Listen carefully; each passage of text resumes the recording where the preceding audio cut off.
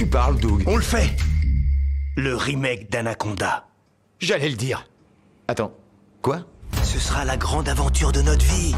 On rêve de faire ce film depuis qu'on est gamin.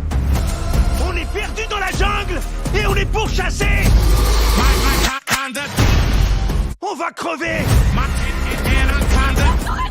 T'inquiète, j'arrive, bouge pas! T'arrêtes pas de filmer. L'imagination a le pouvoir de modeler notre vision. Mais saurez-vous démêler les fausses vérités de la franche fiction? Quand j'étais jeune, je voulais croire à tout. Aux vampires, aux fantômes, aux soucoupes volantes, aux pouvoirs psychiques, aux yétis. Mais puis au fur et à mesure, je me suis calmé.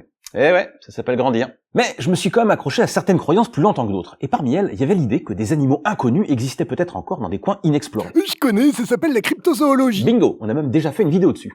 Tu t'en doutes, quand je parle d'animaux inconnus, je pense pas à une sous-espèce de sardine ou de charançon. Non, moi, je voyais les choses en grand. Il me fallait du légendaire, du mythique, du colossal. Bon, ado, j'avais déjà renoncé à l'idée qu'on pouvait trouver un plésiosaure dans un lac d'Écosse. Mais un serpent géant dans la jungle amazonienne? Bah ça me paraissait crédible. Et c'est là, en 1997, que j'ai vu le film Anaconda, premier du nom. Et c'était bien?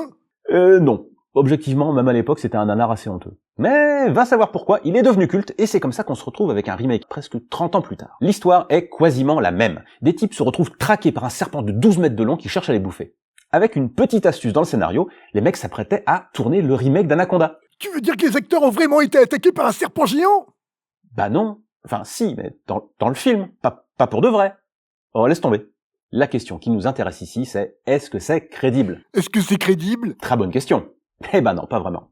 D'abord, le monstre du film mesure plus de 12 mètres. Aujourd'hui, les plus grands spécimens d'Anaconda font dans les 8 mètres pour 200 kilos, ce qui est déjà énorme. Alors il y a eu plus gros par le passé, le Titanoboa par exemple, 14 mètres pour 1 tonne. Apparu peu après l'extinction des dinosaures dans ce qui est aujourd'hui la Colombie, il a fait régner la terreur dans la jungle pendant quelques millions d'années avant de disparaître. Si ça se trouve, il en reste un ou deux bien cachés. C'est aussi ce que je me disais quand j'étais ado, figure-toi. Sauf qu'une bestiole pareille, tu penses bien qu'elle laisserait des traces de son existence. Imagine tous les acteurs hollywoodiens qu'elle devra manger chaque jour pour survivre. Et surtout pour que la population soit viable, pour qu'elle puisse se reproduire. Bah il suffira pas d'une ou deux bestioles, il en faudra des centaines. Ah bah oui, tout de suite c'est moins facile d'être discret. Même logique pour le monstre du Loch Ness, le Bigfoot, ou le mégalodon, le requin géant des films avec Jason Statham. Ah mais quand même, il y a des photos troublantes, non? Ah oui, c'est sûr que si tu cherches sur internet, tu vas trouver des photos d'animaux géants.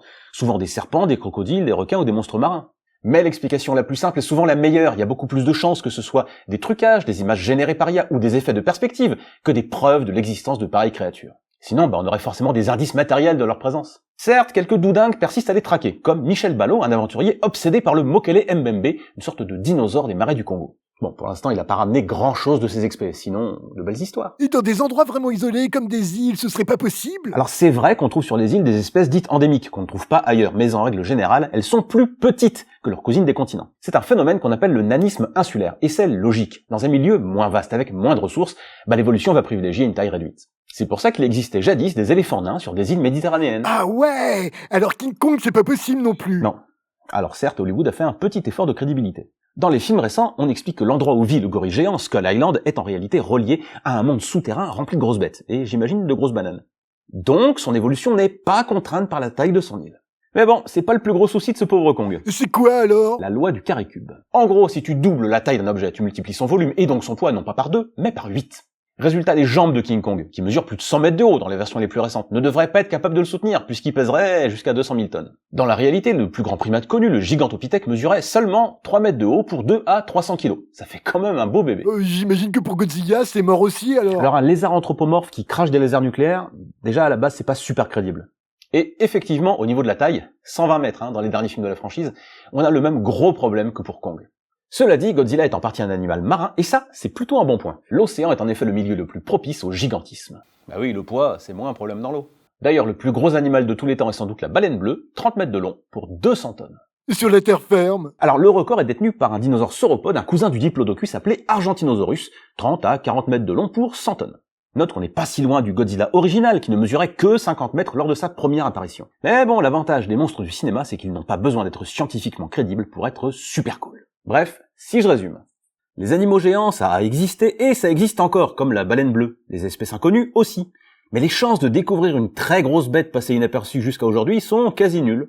Les photos qui semblent montrer des spécimens gigantesques façon titanoboa ou mégalodon sont presque à coup sûr des trucages, sinon on aurait d'autres indices témoignant de leur existence. Et ceux qui persistent à croire que des géants tout droit sortis de la préhistoire vivent encore quelque part sur Terre, tels des champions de cache-cache taille XXL, feraient mieux de les chercher dans leur véritable domaine, celui de la franche fiction.